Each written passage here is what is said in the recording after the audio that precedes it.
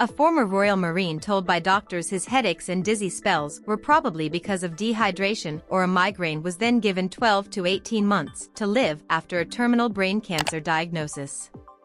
James Greenwood, 42, who is based in Wales with his girlfriend, Rachel Jones, 31, said he started to experience dizziness and constant, dull headaches in May while chatting to his brother-in-law.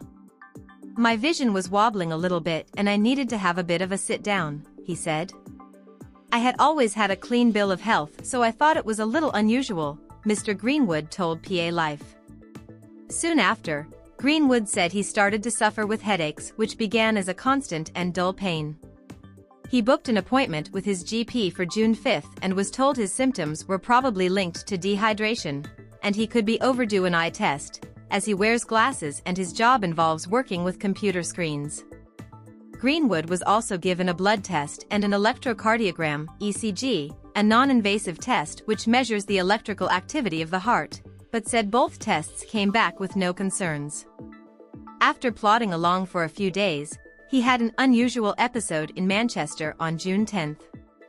"I was walking across town and it was like an out-of-body experience. Everything around me slowed down, which caused me concern," he said. He secured a same-day appointment with his GP and was told his symptoms were consistent with migraines. "I've never suffered with migraines in the past, so I was skeptical," Greenwood said. "As with the first GP appointment, I was pushing for a scan of some kind. Maybe it was a sixth sense or something, but I just knew how I felt and I was trying to get some peace of mind more than anything." He said he was prescribed migraine relief medication and told to make another appointment by the end of the week if it had not had the desired effect. However, Greenwood woke up at about 5 a.m. on June 12 with a severe headache which prompted him to go to the emergency room, and after persistent requests for a CT scan, a walnut-sized mass was discovered on the right temporal lobe of his brain. Greenwood underwent brain surgery to remove the tumor on June 28 and was given the bombshell news in August it had been identified as a grade 4 glioblastoma, the most aggressive form of brain cancer, and given a prognosis of 12 to 18 months. "There are some days where you have to kind of pinch yourself and question whether this is actually happening," Greenwood said.